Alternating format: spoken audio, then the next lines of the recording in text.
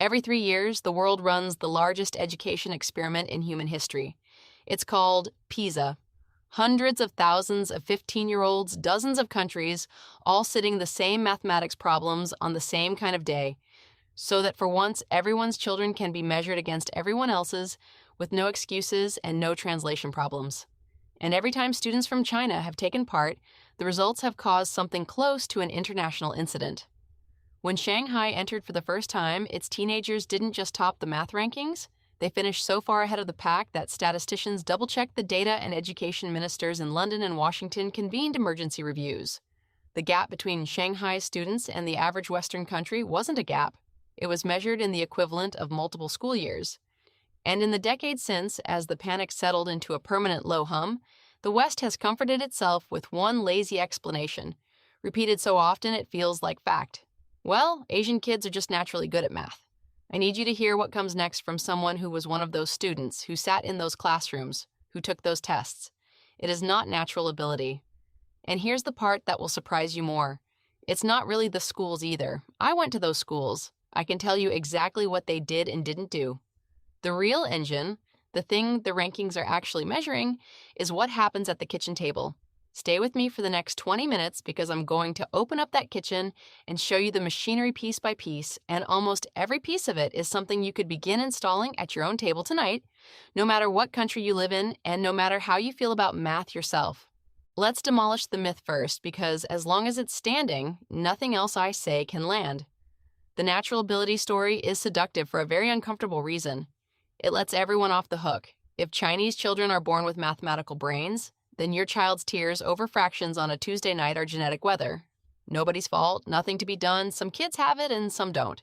It's a comforting story precisely because it's a hopeless one, but it collapses under the lightest touch. Consider the children of Chinese immigrant families raised entirely in the West, born in Toronto or Sydney or Manchester, attending the same ordinary public schools as their neighbors, taught by the same teachers from the same textbooks in the same language.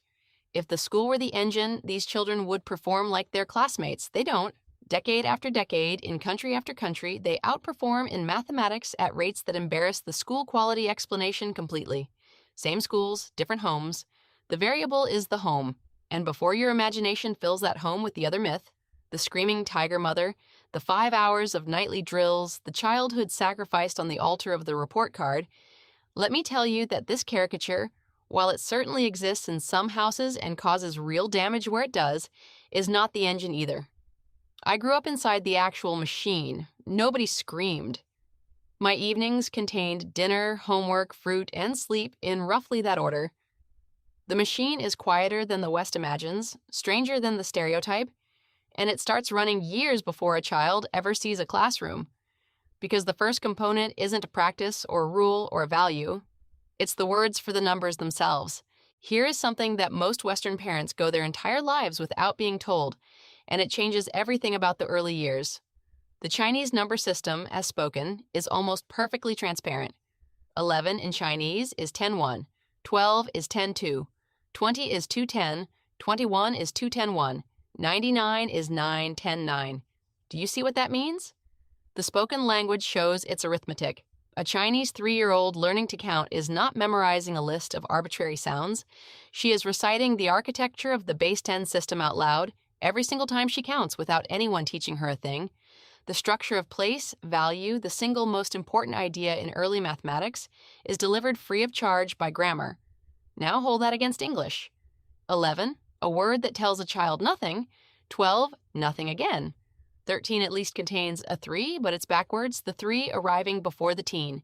15 mangles 5 into fifth. 20, 30, 40, after, fall, the pattern hides. An English-speaking child must memorize a thick layer of exceptions and irregularities before the beautiful machine underneath ever becomes visible. And many children conclude, somewhere in that fog, that numbers are simply arbitrary. A thing you memorize, not a thing that makes sense. The research on this is remarkably consistent.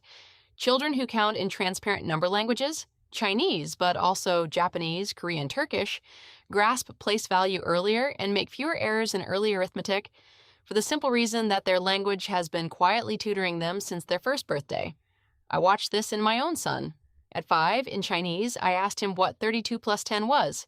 He didn't calculate anything. He heard 3-10-2, turned it into 4-10-2, and answered before I'd finished asking, mildly puzzled that I'd asked something so obvious. The language carried the tens for him. Now, before half of you despair because you can't rewire English, hear the actual lesson. The lesson is not learn Chinese.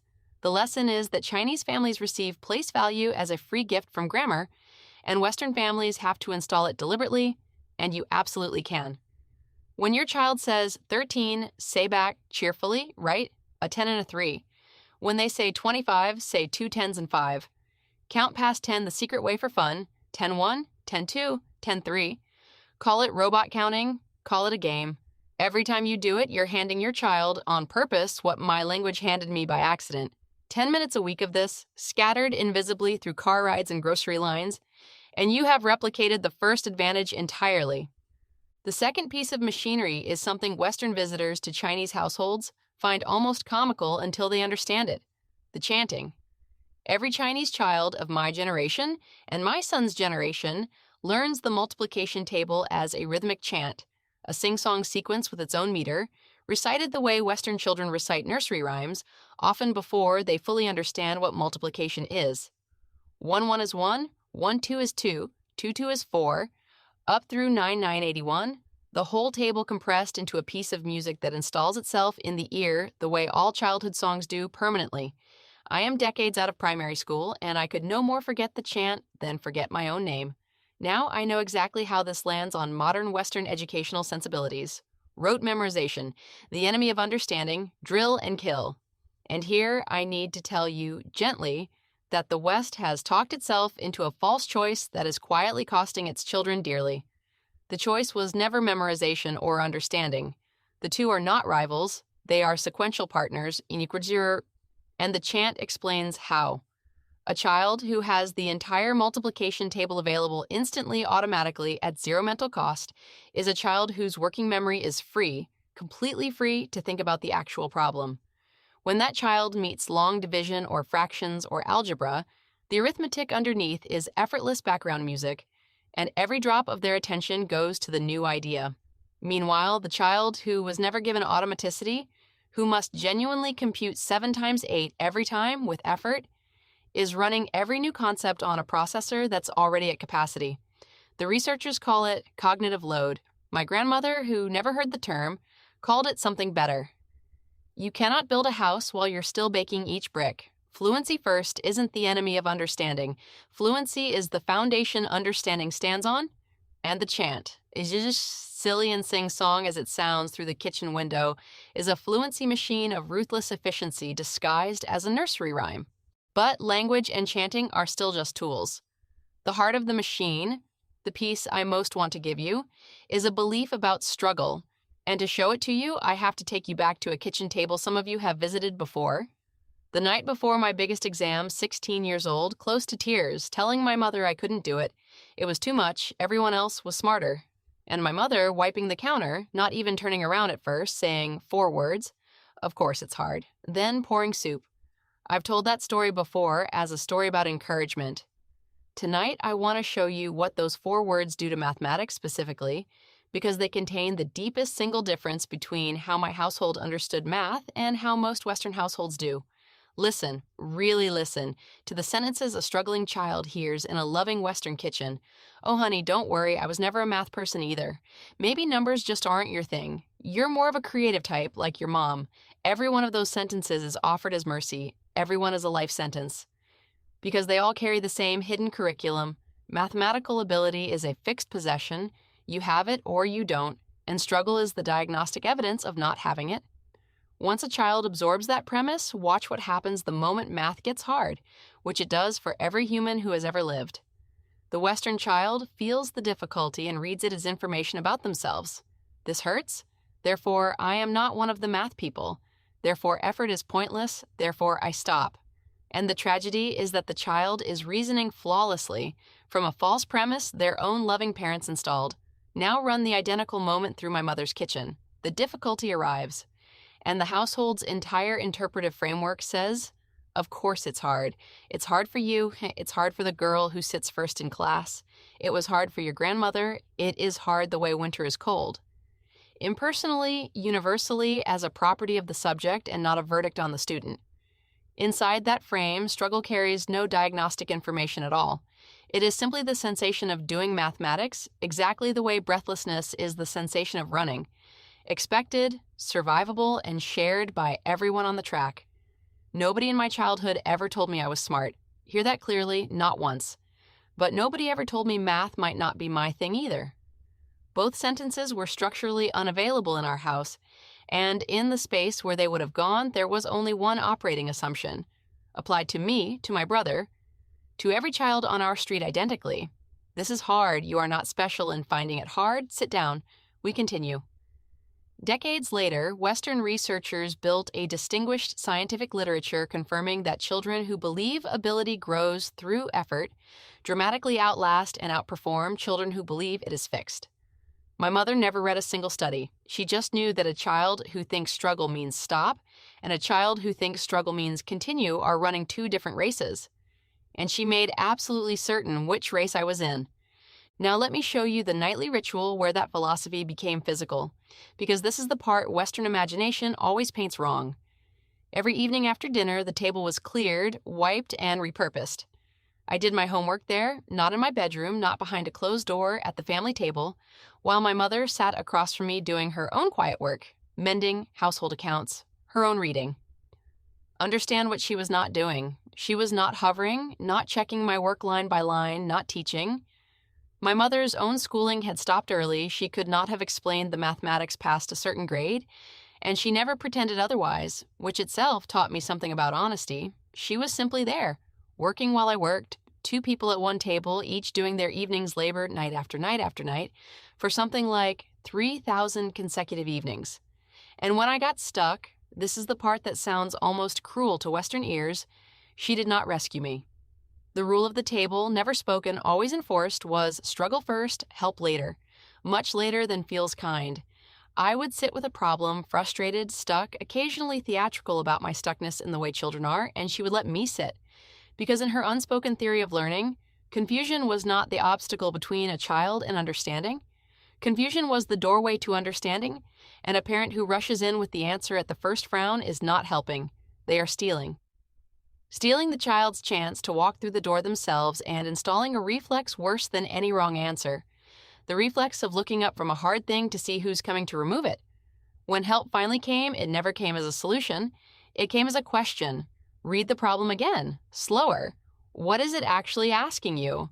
What do you already know that touches it? Which, translated from her dialect, meant, the way out is through you, and I will sit here for as long as that takes. I want to confess something to you now, parent to parent. I run this same table with my own son, and saying nothing while a child chews a pencil over a problem I could solve in 4 seconds is the single hardest discipline in my entire parenting day. The answer presses against my teeth like a sneeze. I hold it. Because I know now what all those silent evenings actually taught me, and it was never really the math. The table taught me that difficulty is a place you can stay, that confusion is survivable, sittable, workable, that it is not an emergency requiring adult intervention, but a room a person can remain in until the walls start to make sense. A child who has spent 3,000 evenings learning that lesson does not panic in an exam hall, not because she's smarter than the child 3 desks over, but because difficulty for her is home territory, and she has never once in her life expected it to be otherwise. And then there's the piece that surprises my Western friends most of all. In my family, mathematics was never school subject. It was the family's business, woven so tightly into ordinary life that I could not have told you where arithmetic ended and dinner began. At the market, from the age of 6, I had a job. Calculate the change before the vendor's abacus finished. Real numbers, real money, real fish. If I got it right, nothing happened. No praise, you know the rules of my house by now. But the job stayed mine, which was better than praise because it meant I was trusted. My father, a man of few words, played number games with me the way other fathers play catch.